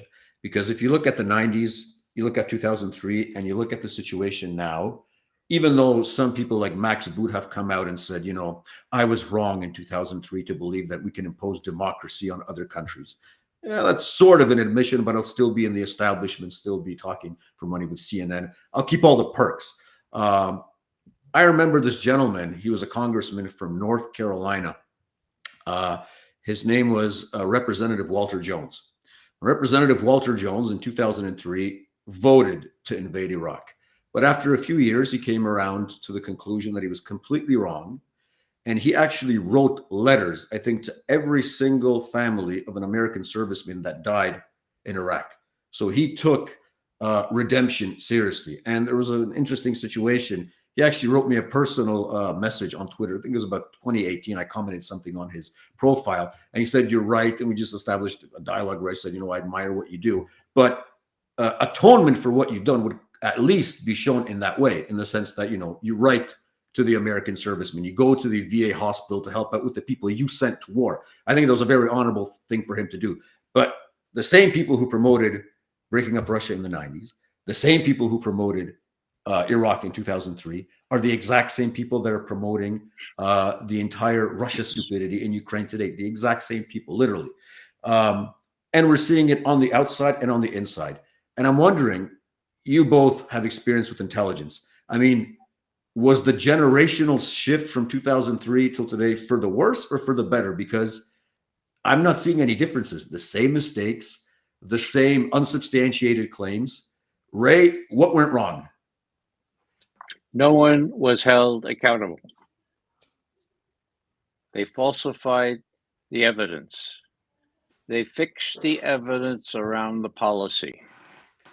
It's written down in a briefing that was given to the Prime Minister of England, Tony Blair, after he met with George Tenet, the head of the CIA at the time, 20 July 2002. Okay? So he went to Washington, and Tenet was told to tell him the truth. Dearlove, great word. Dearlove, Dr. Dearlove briefs Tony Blair, and he says, "Look, the decision has been made for war. The war will be justified by the conjunction of weapons of mass destruction and terrorism. In other words, we're going to say that Saddam Hussein has been cavorting with terrorists and that he's likely to give them weapons of mass destruction." That's in the minutes of this meeting, 23 July 2002. So there's no doubt the intelligence establishment, actually, after a 5-year study by the Senate Intelligence Committee, a bipartisan result said, and actually Senator Rockefeller paraphrased this. He said the evidence used to justify the attack on Iraq was unsubstantiated, contradicted, or even non-existent, period, end quote. Now, what does non-existent intelligence look like? I mean, like you manufacture it, right? Scott Ritter did everything a human being could possibly do to get it to see Joe Biden, to get past Tony Blinken, who was his chief of staff at the time, to see his own senator. Her name was, what was it, Clinton something? Yeah, Hillary Clinton. He couldn't get to first base. He gave interesting information to Newsweek. They buried it, and so did everyone else, and we had the war. So have things improved? Well, who was the other participant in this fraud? It was the mainstream media, Times, Washington Post. The op-ed director of the Washington Post at the time was a fellow named Fred Hyatt. 90% of the op-eds in those days were to say, hey, weapons of mass destruction, weapons of mass, we gotta stop this. We gotta have a war. Okay. Now, 3 years after the war, when it became clear there were no weapons of mass destruction, Fred Hyatt was up at the Columbia School of Journalism, pretty sober bunch, and they said, "Mr. Hyatt, you kept saying weapons of mass destruction as if flat fact that they were in Iraq, and you said that for months before the invasion. How do you explain that?" And Hyatt looked at them and he said, and this is a quote, "Well, if there were no weapons of mass destruction in Iraq, we probably shouldn't have said that there were. Period." End quote. Now, Robert Perry who I learned a lot about journalism from, was with me when I heard that. And he said, Ray, he says, if I recall correctly, that's one of the cardinal principles of journalism. If something's not so, you're not supposed to write that it is so, right? Hello. So what happened to Hyatt? Well, this is sort of microcosm. What happened to Hyatt? He was fired, right? Forget about it. He stayed in his job 20 more years until he died a year or so ago. 20 more years in that spot where he forged all this information about the war. So what's the situation now? The press is even worse. I mean, the Post and the Times make no secret of repeating blather from inside sources. Some of them say CIA or intelligence sources, and the press and the sources themselves are crazy. We have a fellow named William Burns. He's the head of CIA now. Okay, he's supposed to tell the president the truth. Now, does Bill Burns know the truth about whether the attack on Ukraine was unprovoked? Well, he's a pretty smart guy, and I'm sure he remembers that Sergei Lavrov, the new foreign minister back in 2008, called Bill Burns in and said, Mr. Burns, do you know what "niet" means? Burns said, yeah, "niet" means "niet," no Ukrainian entrance into NATO. If you allow that or promote it, we are going to have to decide what we'll do when there's a civil war. Would we have to invade Ukraine? Okay, so "niet" means "niet." Of course, 2 months later, NATO approved membership for Ukraine as well as for Georgia. Now, what's my point here? My point is, how the how the hell can Bill Burns now say the propaganda line? This invasion, incursion, this special military operation by the Russians was unprovoked. Now, one of the reasons I tried to show that it was not true that it's unprovoked, in other words, it was provoked, picks up from your mention of membership in NATO. Now, there was no scintilla of evidence that it ever entered into Putin's mind, or even Yeltsin's mind for that matter, although his mind was shot, that Russia needed to take back Crimea from Ukraine until the coup in Kiev that the West orchestrated, that we know is the most blatant coup in history because we have intercepts showing it on the 22nd of February, 2014. Now, my point is this.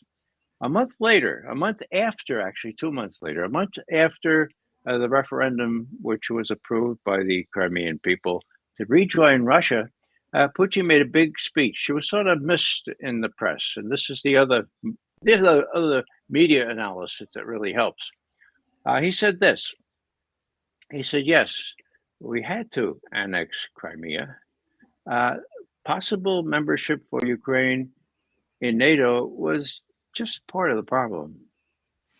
Even more important was the notion that offensive strike missiles would be put in Ukraine. No, I'm sorry, would be put in Crimea. Okay. So, even more important. Now, as the years went by, the Ukrainian army was trained up to NATO standards, and the ability to put these Tomahawk missiles or hypersonic missiles became real when these holes were put already in Poland and Romania. Now, let me just give you a layman's perspective here. I asked some of these experts, Ted Postal, for example. I said, Ted, I mean, how are they going to get these Tomahawk missiles in there, for God's sake? Hypersonic, how are they going to do that without being detected? And Postal says, well, Ray, I'm a physicist, and maybe I know some stuff you don't know, but it gets dark at night in Poland and in Romania and in Ukraine. And it just takes a couple hours to put those missiles in those same holes, which are perfect to accommodate them. I said, yeah, but you need a hook and ladder. We have observed. Ray, no, trust me. All you need is an electric line truck, for God's sake. That the kind when the storm rolls your lines down. That's all you need. 3 hours, and then you put a little new disk in to reprogram your computer, or you just do it electronically, and you've got offensive strike missiles that can hit Moscow now between 7 and 10 minutes, and hypersonics 5 minutes. So it's not a problem, okay? They can do it. Putin knows they could do it better than we do, but I can assure you that he's right about that. So all I'm saying here is that this is the kind of threat that President Kennedy faced back in 1962. You made reference to that before. Offensive strike missiles minutes away from Washington, from Omaha, where SAC, Strategic Air Command, was, in Cuba. It was the same thing. Now, Khrushchev looked at that and saw Kennedy's reaction. They were talking at that time for what it was. Kennedy was saying, look, Nikita, this is an existential threat to my country. It's not a ploy for me. You better take them out. Khrushchev talks to his folks and says, my God, nothing ventured, nothing gained. It's not an existential threat to us. So let's pull these damn things back before the U.S. blows up the world, okay? So I'm saying here, yeah, that's what I'm saying, okay? That Khrushchev was smart enough to realize that you don't mess with existential threats to another nuclear power. Now, is Biden smart enough to realize, or his advisors smart enough to realize, that you don't foster, arm, equip, encourage an existential threat against a nuclear armed nation like Russia? Okay? I don't know.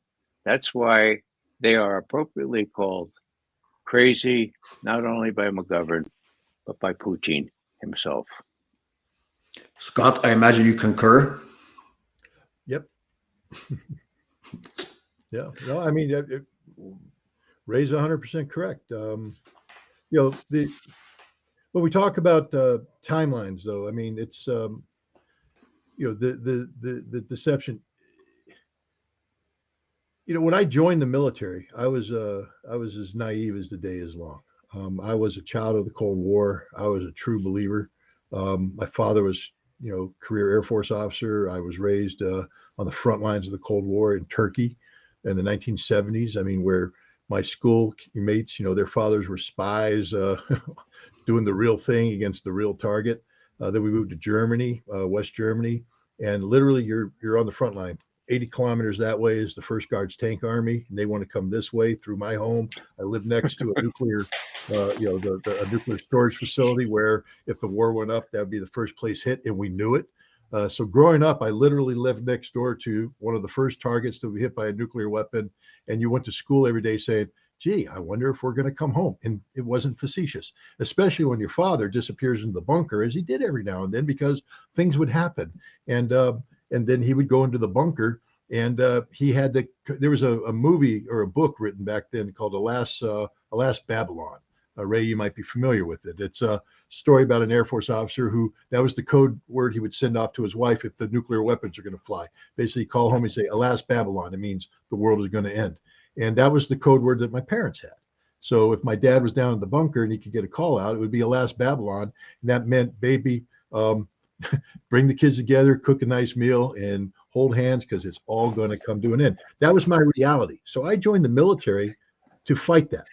I was a true believer. I joined to kill commies. When they say kill a commie for mommy, I'm a kill a commie for mommy kind of guy. When they say better dead than red, you're damn right. I'll kill every commie before I surrender. And I joined the Marine Corps to do just that. Marine Corps taught me about integrity, straight up integrity. The first thing they said in the intelligence school was, if you lie, Marines die. Never lie. Your job isn't to tell what your boss wants to hear. Your job is to tell them what the facts are, and then they get to make decisions based upon that. But if your boss is putting pressure on you to change something, you tell the boss to back off. That's not his job. His job is to sit down, shut up, and let you speak, and then he can make the decisions. And the beauty thing about the Marine Corps is they literally preached and they practiced what they preached, so that when it came time for me to speak, everybody shut up and they listened.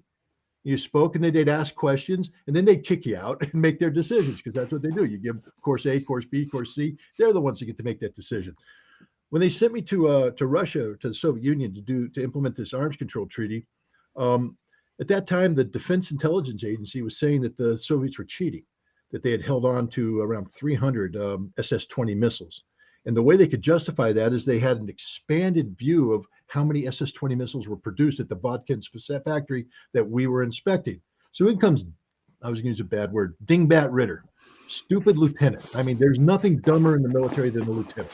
So here comes this lieutenant, and they put me outside this factory, and I'm dumb enough to think that my job is actually to figure things out, because there is no book. There's nobody sitting there saying, this is how we do it, this is what you want to do. You sat down and you went, what am I supposed to do? Think about it.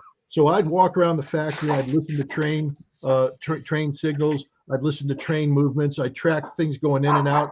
And I quickly figured out that they can produce about 60 missiles a year, 80 max. So I wrote a paper about that. The CIA went, wow, good stuff. The DIA went, no, you don't get to say that. You're a lieutenant. And they brought me in. They put a general in front of me. That's supposed to intimidate a lieutenant, but he was an Air Force general. And then they put a whole bunch of colonels out there, and they all sit there and said, hey, lieutenant, you got to change your paper. And I said, why? Why do you want me to change your paper? Because it's hurting our budget. You see, we need 200 missiles to justify the $1 billion budget we put in there to do things. And if you're coming in saying 60, 80, that means they're complying. We lose our budget. And I said, that's your problem, not my problem. They said, yeah, but I'm a general. And I said, yeah, but I'm a Marine. Stick it in your ear. Get the hell out of here. If you got a problem with me, go to headquarters Marine Corps, tell the commandant, bring it down to my chain of command, and they'll tell me to do something. But I'm not listening to you. And the Marine Corps backed me up. That was the beauty of it. The Marine Corps went, that's what you're supposed to do, pal. That's what you're supposed to do. We got to the Gulf War. You know, I'm in General Schwarzkopf's staff. Right off the bat, pew, pew, pew. Patriots are shooting down missiles. Now I'm the Scud guy. So I go look at the Scuds and I go, this was never hit by a Patriot. Patriots aren't hitting anything. You're not allowed to say that. Well, I wrote that paper up.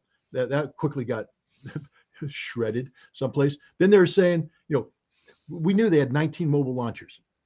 2 weeks in, we've killed 64 mobile launchers. I went, I'm a stupid Marine. I'm not very good at math, but I can tell you that if you only got 19, you can't kill 64. So we got a problem here. So I quickly started to investigate, and I came up and I said, we're not killing any. The Air Force isn't killing anything. Delta Force isn't killing anything. The SAS isn't killing anything. Nobody's killing anything. And I was fired, actually. I was fired by General Schwarzkopf because he didn't want to hear this. Colin Powell stood up for me. Colin Powell came in and said, no, Ritter's on one case. Right. I got my job back. I finished the war, got a medal. Yay. All that stuff. But what I learned is you don't back down. You tell the truth. Tell the truth, the whole truth, nothing but the truth. Then I get to Iraq. And what I learned in Iraq is I was the most naive person ever to walk the face of the earth, because I actually believed that my job was to disarm Iraq. I actually believed it.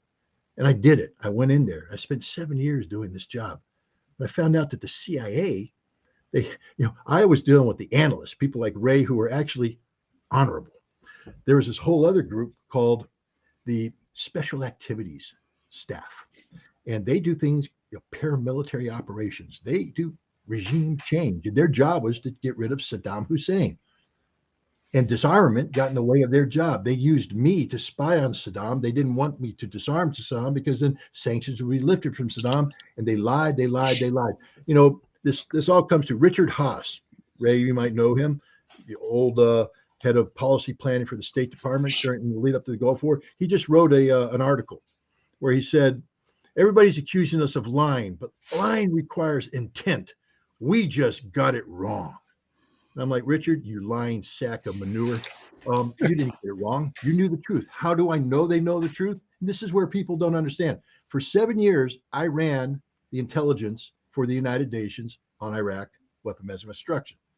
I liaised with the CIA, the DIA, the NSA, GCHQ, British Defense Intelligence, MI6, Mossad, Oman, German intelligence, the world, basically. Anybody who dealt with Iraqi weapons of mass destruction, I was the guy they went to. And after a while, you basically stop being able to supply you with intelligence, and you become the source of intelligence. Because why? They give me things, I go into Iraq, I investigate, I come back, I share it with them, they think about it, we come back, and after a while, they're waiting for me because they got nothing left to give. So I'm coming in and I'm saying, this is what I saw. This is what we're doing. They'd assess and they say, well, maybe you want to do X, Y, and Z. I'd say, well, I'll do X, but not Y and Z. Go in. And suddenly I am, not just me, but the other inspectors, we are the sole source of meaningful intelligence about Iraqi weapons of mass destruction. And we're briefing this to everybody. And when we left, the CIA has now acknowledged when we left, they had nothing, literally nothing, no sources, nothing. They were flying blind. So when Colin Powell and everybody else is up there saying, we know this, that, and the other thing, and I said, no, I wasn't guessing, ladies and gentlemen. I was telling the damn truth because I did the job. They didn't have anything. They were making it up. And they lied, and we went to war, and now they're claiming it was a mistake. And this was one of those educational moments in my life. You know, I got a lot of people, I see it in your little chat room, people saying, I'm not an American patriot. First of all, say that to my face and I'll kill you. I'm the most patriotic person you'll ever meet in your life.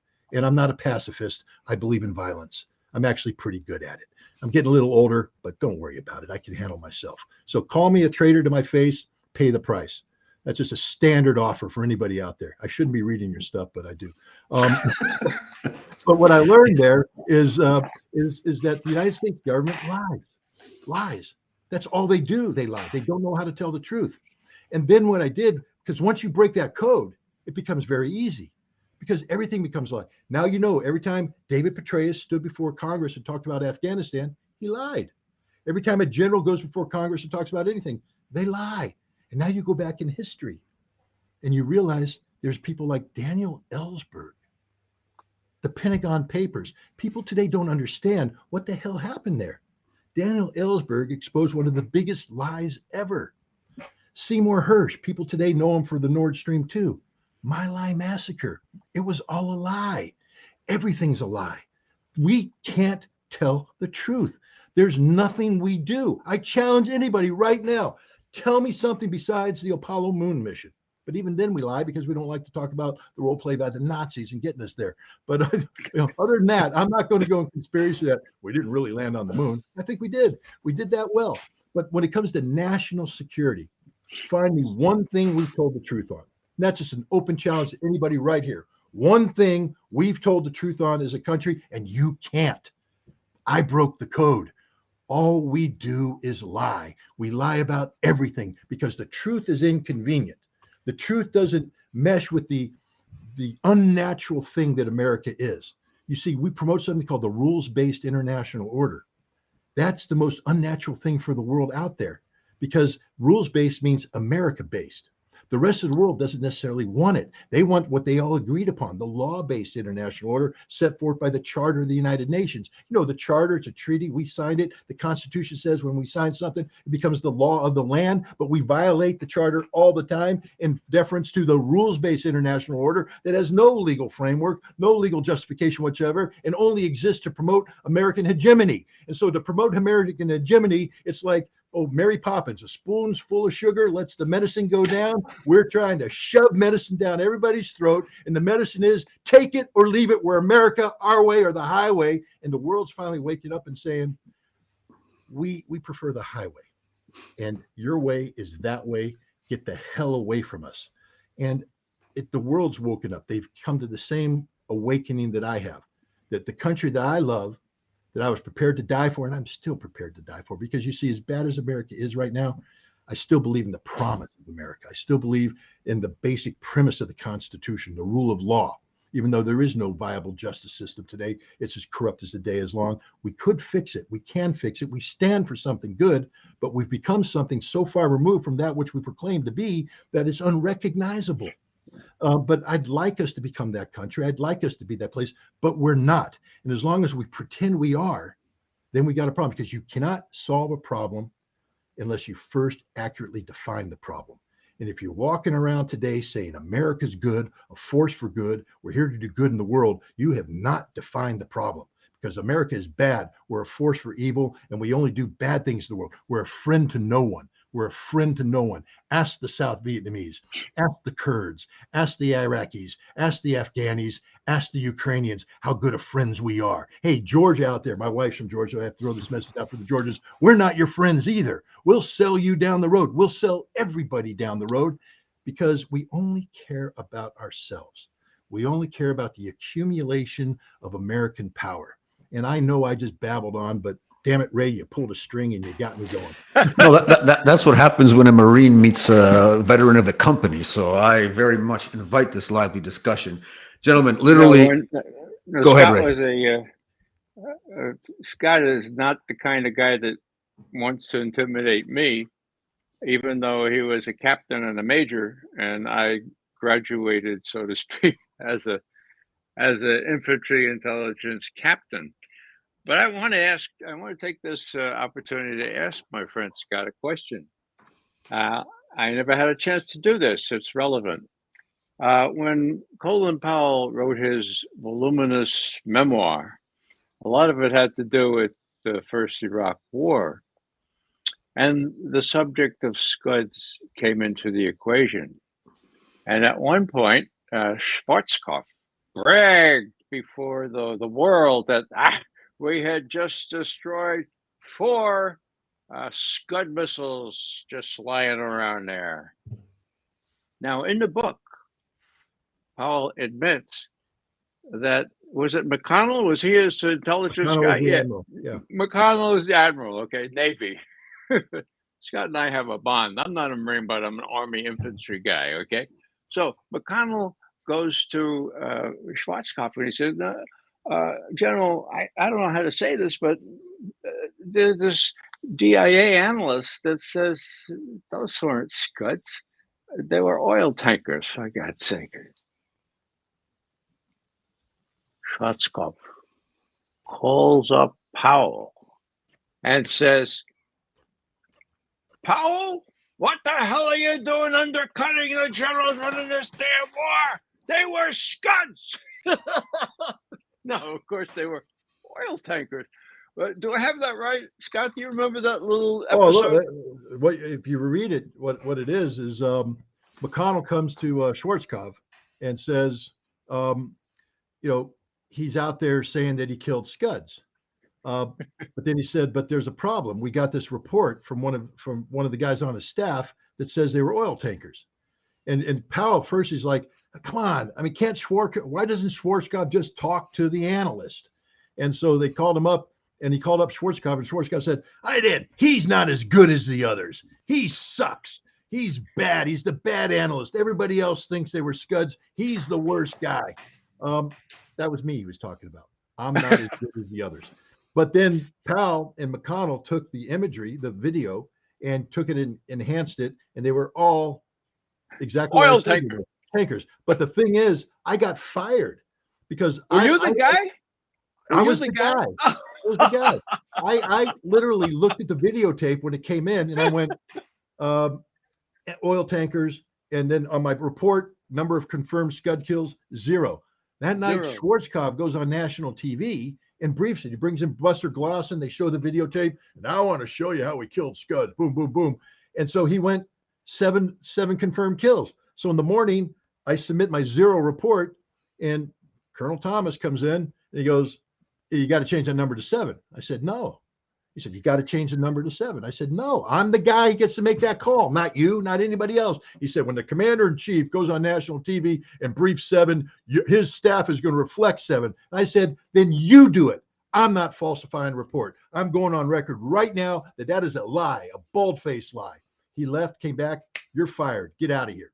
But before I left, I took my report and I slipped it to a guy who was the DIA's liaison there. And I gave it to him and I said, we got a problem here. And he's the one who sent the report up to McConnell. And McConnell looked at it and went, oh, wow. And so Schwarzkopf confronted him. But the bottom line is they came back and they basically went, and Schwarzkopf wouldn't be the guy. He just, I don't care what you do. And so Thomas came out and he goes, you got your job back. He goes, but I'm just telling you, we changed the report. It's 7. 7's the number. And that's staying at 7 forever. And I went, as long as my name's not attached to that 7, I don't care. And from then on, that number stayed at 7. It never increased because I was the battle damage assessment guy, and I knew we weren't killing any Scuds. But no, I was the guy that Powell wrote about in his book. Yeah. Well, that answers my question because I always wondered what happened to that poor guy that told the truth. And you were fired, but then you were reinstated. Well, but it's better than that because later on I ended up going up to, long story short, ended up going up and working with Delta Force, and we were getting ready to do some stupid stuff, and I got arrested because Schwarzkopf accused me trying to start my own war. I went in and told Delta Force that they're searching for Scuds in the wrong place. They need to be searching in this place, and they were getting ready to do some stuff, and the word got back, and Schwarzkopf went, no. It's February 22nd. We're starting the ground war in 2 days. We're not playing any of this nonsense. We're not going to start a conflict in Western Iraq looking for Scuds. We're about to win the war right now. And then he said, well, who's doing all this? And they said, Ritter. And he went, arrest him. And they arrested me and brought me back. And I had to appear before Brigadier General Neal, who accused me of, violating direct orders and all this kind of stuff. And I confronted him with the fact that I was actually obeying his orders and showed him the documentation to prove it. And he tore up the arrest warrant, and they sent me back. And like I said, they gave me a medal. But I was fired twice, arrested once, all by General Schwarzkopf in that war. You heard it here for the first time, I think, ladies and gentlemen. So it just goes to show the quality of guests that we have. But the Scud, I think, because I know you're writing your next book on the Scud hunt, I think you have an apt title right there for the book, The Bad Analyst. The Bad Analyst, basically.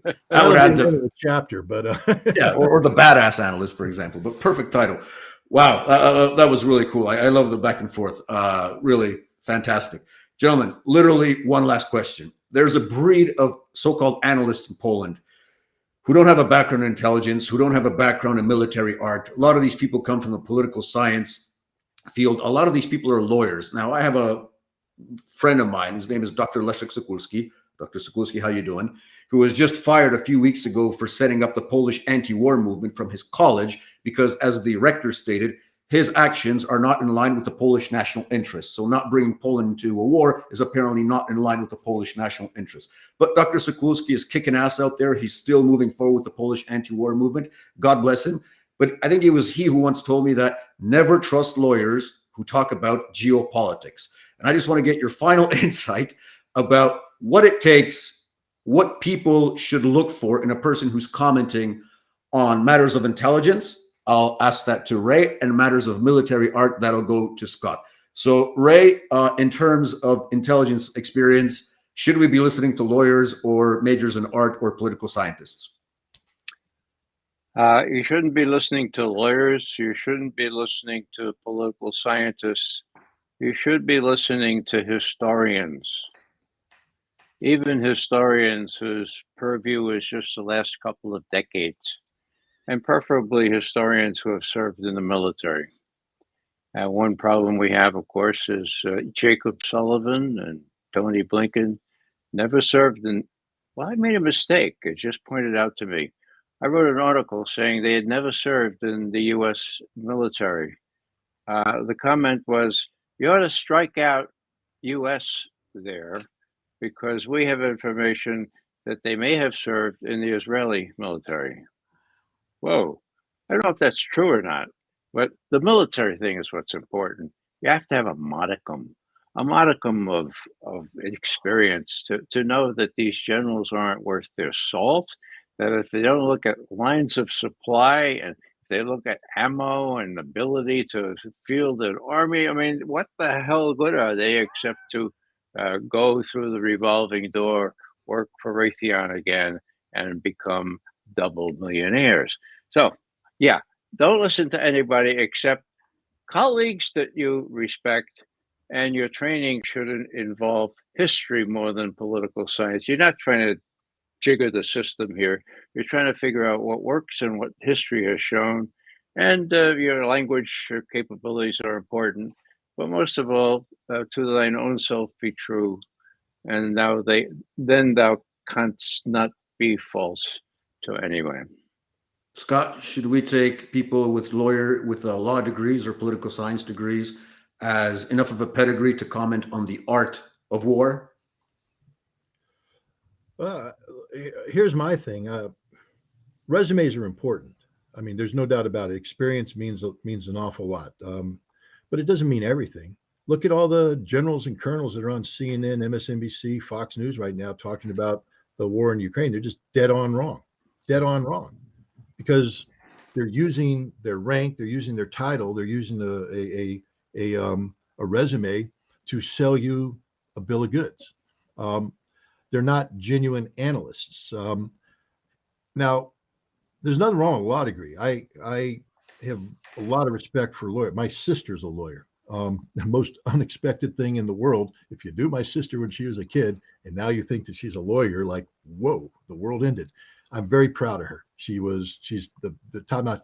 But her brain, the way a lawyer's brain works, is the way it's supposed to work, is that you have to go and do the research. You have to test things, that you don't answer questions until you know the answer, and things of that nature. It's what's supposed to work. There's a lot of bad lawyers out there, and there's a lot of bad generals out there. I don't think you should accept a fate. For instance, I'll just tell you myself, I spent 2.5 years in artillery battalion. So when I speak about artillery, I know something about it. I designed a corps-sized amphibious operation that was briefed to the commandant of the Marine Corps, and I was questioned by 4-star generals, 3-star generals, 2-star generals, 1-star generals, colonels about every aspect of this, down to the last little logistical thing. So I know everything it takes to put a corps across the beach in terms of sustainability, supply lines, how we're going to do this, not just fighting on the ground, but projecting where you want to be, how much stuff you're going to need, all that. I did that. I did the whole the breach planning for the Marine Corps assault through the I think for the name of the oil fields that we had to go through. But I designed the Iraqi defenses. I populated it. I did this Janus computer game where we had to input everything, and I learned about it. But when I say I keep saying I. It was a team. I had people talking to me, teaching me, educating me the whole step of the way, and I learned an awful lot. But when it comes to Ukraine, if I came in there and I just said, because I did everything I just told you I did, you must accept at face value everything I'm telling you about Ukraine, you should just turn me off and fire me. Boom, done. Why? Because I don't know anything about Ukraine. Everything I just did is about that unique experience. I learned some things. I learned some patterns. I learned how to evaluate and analyze. But if I don't apply that to Ukraine, and here's the problem about Ukraine. Who the hell knows? Excuse my language. I mean, I'm sitting here thousands of miles removed from it. I am a prisoner of sources, and these sources are open sources. I don't have, I can't pick up the phone and call anybody. And if they talk to me, we both go to jail. And I don't want that. So I'm assessing things. So the first thing I have to do when I talk today is I say, I don't know. I literally don't know. Now, you want my assessment? I'll give you my assessment. And then I can explain to you the methodology I used to come up with it. But even now, you say, okay, well, Scott Ritter's a military expert. We should listen to what he says. Sort of.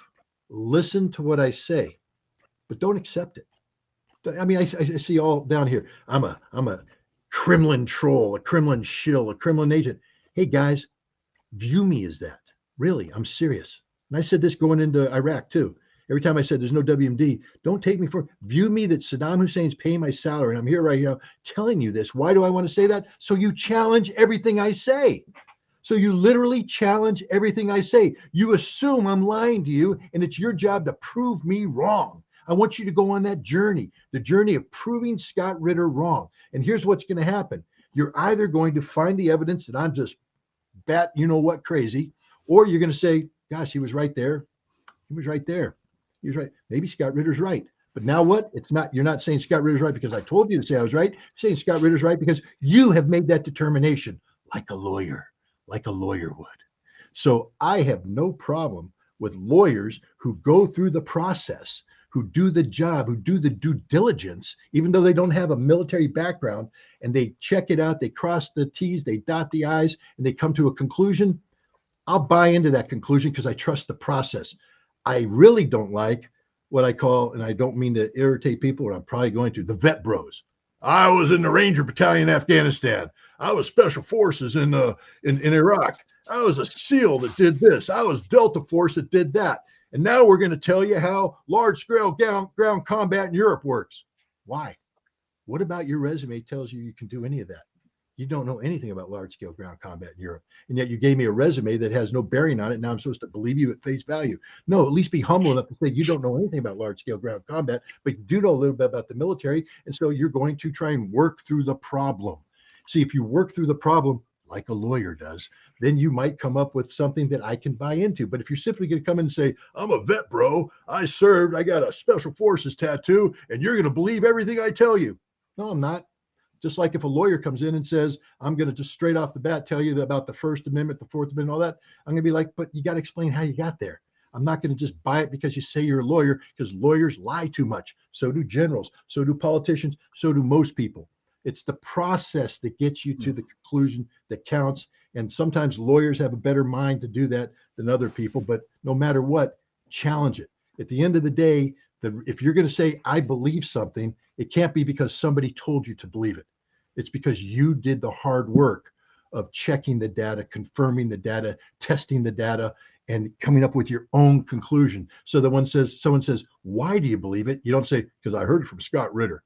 That's not an answer, ladies and gentlemen. I heard it from Ray McGovern. That might be a better answer because Ray's a better lawyer. But the point is, if you're saying I heard it from somebody, that's wrong. What you got to say is, hey, I listened to Scott and Ray talk, and I listened to this other person talk. Then I went and read some books and I did some homework, and this is what I believe. Boom. You know what you just became? An informed citizen, the most dangerous person in America, a citizen who thinks on their own. They're not a prisoner to mainstream media. They're not a prisoner to what the government says. They are empowered by what they have learned. Knowledge is power. Empower yourself with knowledge. And that's, again, I went on too long, Mike. I apologize. Well, that's all right. This was a epic discussion, and I hope that thanks to this discussion, we're going to contribute to a hell of a lot more informed citizens here and across the pond, because that's what we need in order to end this craziness. Gentlemen, I want to thank you from the bottom of my heart. This was a great discussion. A big dziękuję from all of us in Poland here, and I'm pretty sure to our international audience. Thank you once again for your time. All the links to Ray's Twitter and Ray's website you can find in our description box, as well as Scott Ritter Extra website and Scott's Twitter, also in the description box. Give them all a like, give them all a follow. Thank you once again for commenting. To all the Ukrainian trolls, you can go, you know what, yourself. But to all the good people, to all the honest people, keep on coming back. Give us some subs, give us some likes. That helps the channel very much. Have a good evening, everyone. Good day. God bless you all. And Ray and Scott, have a great day. And I hope to see you soon on Votum TV. Thank you once again. Most welcome.